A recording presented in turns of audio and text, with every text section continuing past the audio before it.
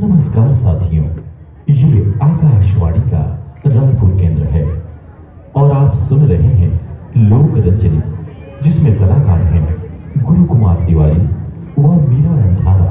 तो आइए साथियों सुनते हैं यह लोकगीत।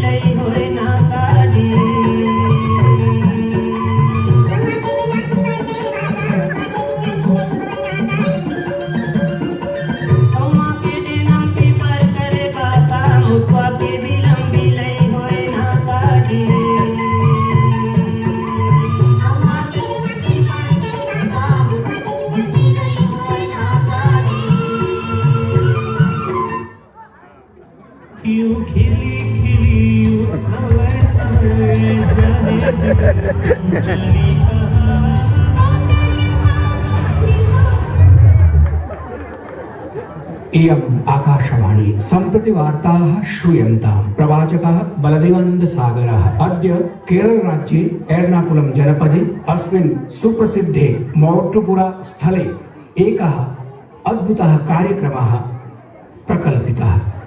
कार्यक्रमः आसीत् संस्कृत दिवसः। संस्कृत दिवसम् अभिलक्ष्य